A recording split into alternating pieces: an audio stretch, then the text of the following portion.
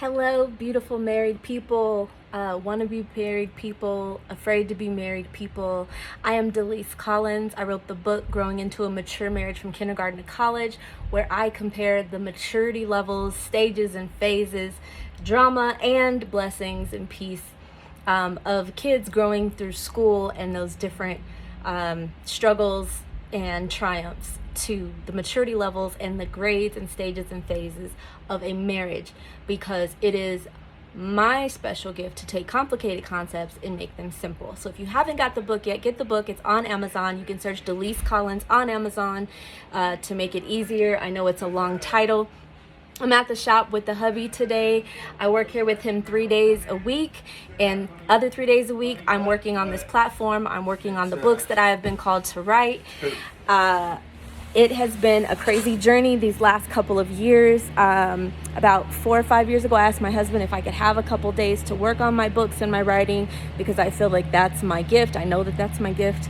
It comes easy to me, and it's creative and innovative, and there's just affirmation, that God put this in me. And he had a really negative response to the idea of me not being here at the shop with him. And this is after, 18 years together at that point, 15 years together. And the beginning of our marriage, we argued about time all the time. We don't see each other enough. We don't see each other enough. That was me complaining, actually, and him saying, you either get the money or you get the time, but you can't get both. So we went through a lot of things. We moved to Las Vegas so I could pursue the writing and the theater and the acting. And then when we came back home, he came back with the mindset of, I'm going to figure out this time and money thing. And so he established his own business. Well, we did it together, and we've been working together now in this business since 2011, 2012, up until the point where I was like, okay, it's time for me to now go and do my own thing. And he was like, you can't leave me here. It will really hurt us financially if you're not here. Well, all the while, I'm being yelled at. He has a short temper. And I'm just speaking truth right now. We're good. I love my husband. He's my best friend. But we've had to come to these truths. I'm being yelled at. He has a short temper. He doesn't talk to me like I'm valuable at the shop for all of these years. And so I'm like, why am I needed here if every day I'm being told that I'm insufficient, or that I'm mentally incapable, or that I don't think the right way or process the right way to do the job? But then when I say I need to leave, you're like, oh my gosh, you're the best partner I've ever had in this business. I've worked with many other window tinters, and you're the most competent, you're the quickest, you do the best work. And I'm like, well, that your attitude and your actions don't reflect that. Why am I telling you all of this? Because I just want to encourage you guys that marriage is not easy.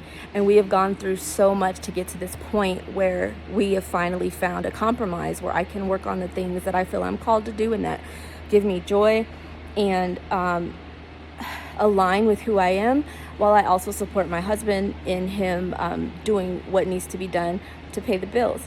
I saw a funny video this morning. A husband and I saw a video of a husband and wife making jokes about all these things, going back and forth. And I'm like, we could make that video, or I could just tell the people the truth and just talk about what's the real deal. So he got really sick at the culmination of all this stuff a few months ago. High blood pressure, hypertension. No surprise, because I've been telling him his whole life that he has hypertension. Just really easily angered, really low patience, right? And so that's always really worn on me. And then I was in a lot of pain, chronic pain with my back. So I go get x-rays after months of just trying to rub on icy hot and put on, heating patches on my back. And I'm in the shop crying. This is last July. So it's almost been a year now. And God has done so much miraculous things in our life. I go and get x-rays, and my spine is bent in two places to the degree that it's considered scoliosis. And my hips are rocked forward and tilted. And on the spiritual side of things, I know that that's a pressure on my body that's just literally bending my frame. And I know what the pressure is. It was my marriage. And this is maybe 4 or 5 years after Growing into a Mature Marriage had been published. I wrote that book for myself as a way to remind myself what the good advice is, to allow me to stay married and stay happy and continue to be patient enough for both of us to grow, right? Because it takes two. I'm talking about, his flaws, but, I'm not perfect either. If I was more perfect or at another level of maturity, then I wouldn't have attracted him. I wouldn't be with him, right? Because my trauma bonded me to him. My trauma specifically was I was running from a single mother who was impatient and yelling and screaming all the time, and I was looking for freedom where I didn't feel so suffocated and the yelling and the screaming and the short what's the word I'm looking for? The short temper.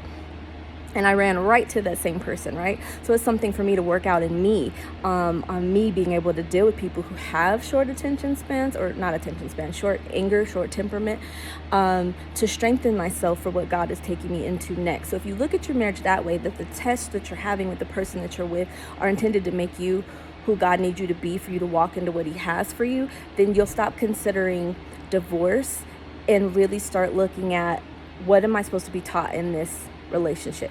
Because you can leave and end up in another relationship at the same level or worse, or better. I've met plenty of people that have gotten divorced, remarried, and they have so much more peace now because they're a different person and they attracted a person at that level of maturity, right?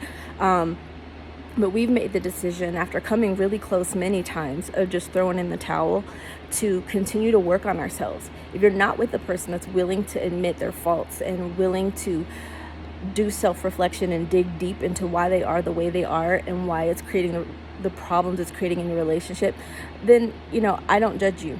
The Bible says that God hates divorce, but it doesn't say that he's condemning you or cutting you off from being a child of God because you got one. He knows when people are being held hostage in their relationships. He knows your heart. You know if you've actually done absolutely everything in your power to make your marriage work. I'm going to leave you with this last tidbit. My husband and I took a Tony Robbins seminar together in this process of this last year of trying to discover what our faults were and why everything seemed so hard and what the struggle really was about at the root. And one major thing that was revealed to us, and I love it because it's simple, right? We make things complicated, and the truth is simple. It's the lies that are complicated. But what was revealed to us from that awesome seminar was that if your marriage feels like it's at its end, all you have to do is treat it like it's at the beginning. So how did you act in the beginning? What are you willing to do for the other person in the beginning? And how does it feel for you to do those things for them? It feels good. You're excited. You look forward to what can I do to make this person know how much I love them, because it feels good to me to treat them that way. So if you treat your marriage like it's in the beginning instead of at the end, then it won't be the end. It'll be the beginning all over again. So I'm Delise. I'm coming to you just with some real truth stuff.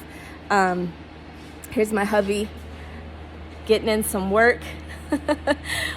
He's lost about 35 pounds since all this started, from just changing diet and mentality and our belief about what we need to survive. Your belief will dictate everything in your life, because it is going to determine how you eat and what you feed yourself, both physical food and spiritually. I love you guys, and I'll see you on the next post. I got a couple new books coming out. I'm so excited. One of them I've been working on for 5 years. It's called The Legacy of Fools. It is not a marriage book, but it is about mental growth. I'll see you guys on the next video.